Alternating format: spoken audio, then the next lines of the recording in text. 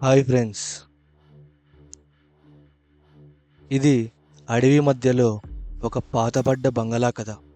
ఇక కథలోకి వెళ్ళిపోతే, రాత్రి సమయం చుట్టూ చిమ్మ చీకటి. రోడ్డు పక్కన ఉన్న చెట్లు గాలికి ఊగుతున్న వింత శబ్దం చేస్తున్నాయి. కార్తీక్ తన పాత కారును వేగంగా పోనిస్తున్నాడు. తన ప్రాణ స్నేహితుడు అజయ్ పక్కన సీట్లో కూర్చొని మొబైల్ సిగ్నల్ కోసం చూస్తున్నాడు. రే అజయ్, ఎంత దూరం ఇంకా? గూగుల్ మ్యాప్స్ పని చేయడం లేదు అన్నాడు కార్తీక్ కాస్త టెన్షన్గా. అజయ్ విసుగ్గా ఫోన్ పక్కన పడేసి, అసలు సిగ్నల్ ఉంటే కదా. మనం దారి తప్పాం కార్తీక్. ఈ అడవి దారి ఎక్కడికి వెళ్తుందో కూడా అర్థం కావటం లేదు అని సమాధానం ఇచ్చాడు. సరిగ్గా అప్పుడే కార్ ఇంజన్ నుండి వింత శబ్దం వచ్చి ఒకేసారిగా ఆగిపోయింది.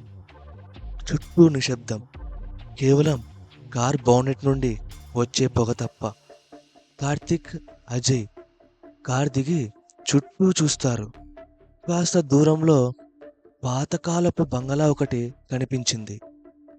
ఆ బంగళాలో ఉన్న అది చాలా పెద్దదిగా ఉంది. అడవిలో ఉన్నా కూడా ఆ బంగళా చాలా పెద్దదిగా ఉంది.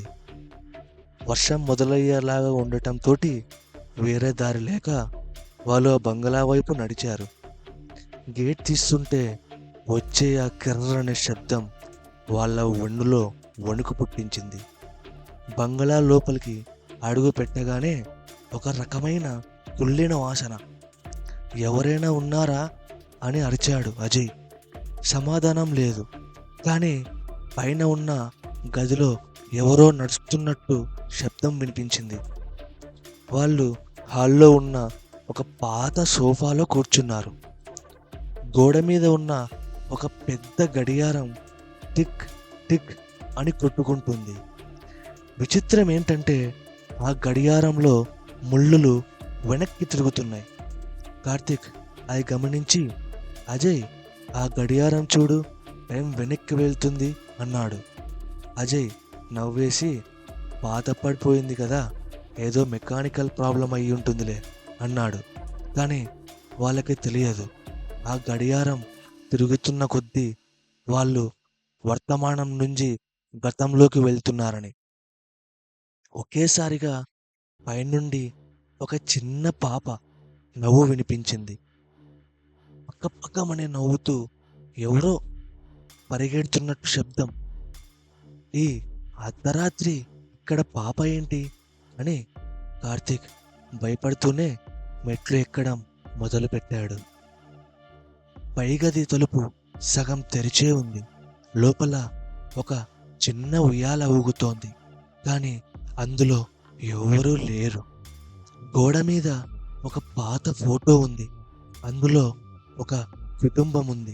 కానీ అందరి ముఖాలు ఎవరో బ్లేడ్తో గీకేసినట్టు వికృతంగా ఉన్నాయి. ఒక చిన్న పాప ముఖం తప్ప. ఆ పాప కళ్ళు సరిగ్గా కార్తీక్ వైపు చూస్తున్నట్టు అనిపించింది. అజయ్ కింద హాల్లో ఉన్నాడు. ఒక్కసారిగా తన వెనుక ఎవరో నిలబడినట్టు అనిపించింది. వెనక్కి తిరిగాడు. అక్కడ ఎవ్వరూ లేరు. కానీ కిటికీ అద్దం మీద రాసిన అక్షరాలు కనిపించాయి, మీరు ఇక్కడికి రాకూడదు అని. అజయ్ భయంతో పైకి పరిగెత్తుకుంటూ వచ్చాడు. కార్తీక్, పద, ఇక్కడ నుండి వెళ్ళిపోదాం, ఇక్కడ ఏదో తేడాగా ఉంది అని అరిచాడు. కానీ కార్తీక్ వినిపించుకోవడం లేదు. అతడు ఆ గదిలో ఉన్న అద్దం వైపు చూస్తూ ఉండిపోయాడు. అద్దంలో కార్తీక్ రిఫ్లెక్షన్ నవ్వుతోంది. కానీ కార్తీక్ ముఖం మాత్రం భయంతో నిల్లబడిపోయింది. గడియారం 12 కొట్టింది. ఒకేసారిలో బంగ్లాలోని అన్ని తలుపులు వాటంతట అవే దబాల్మని మూసుకుపోయాయి. చీకటిలో నుంచి వందల కొద్ది గొంతులు గుసగుసలాడుతూ వినిపిస్తున్నాయి. అజయ్ కార్తిక్ చేయి పట్టుకొని లాగాడు. కానీ కార్తిక్ చల్లగా ఐస్లా మారిపోయాడు. మనం వెళ్ళలేము అజయ్, గడియారం ఆగిపోయింది అన్నాడు కార్తిక్ బొంగురు గొంతుతో. అజయ్ వెనక్కి తిరిగి చూస్తే అక్కడ కార్తిక్ లేడు. తను పట్టుకుంది ఒక అస్థిపంజరం చేతిని. భయంతో కేక వేస్తూ అజయ్ కళ్ళు తెరిచాడు. అజయ్ కారులో ఉన్నాడు. పక్కన కార్తిక్ కారు నడుపుతున్నాడు. రే అజయ్, నిద్రలో కలవరించావేమో, ఏం జరిగింది అని కార్తిక్ అడిగాడు. అజయ్ ఊపిరి పీడ్చుకొని, అబ్బా అది కలనా, ఆ బంగళా, ఆ పాప అంత భయంకరంగా ఉందిరా అన్నాడు. కార్తిక్ నవ్వి, ఏ బంగళా, అడే మధ్యలో ఉన్న ఆ పాత బంగళా గురించా అని అడిగాడు. అజయ్ ఆశ్చర్యంగా, నీకెలా తెలుసు, నేనింకా నీకు చెప్పలేదు కదా అన్నాడు. కార్తిక్ మెల్లగా తన ముఖాన్ని అజయ్ వైపు తిప్పాడు. కార్తిక్ కళ్ళు మనుషుల కళ్ళులా లేవు, కేవలం శూన్యంలా ఉంది.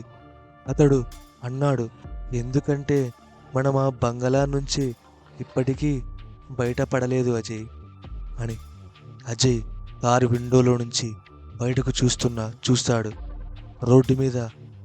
రోడ్డు ముక్కలైపోయి పడి ఉంది.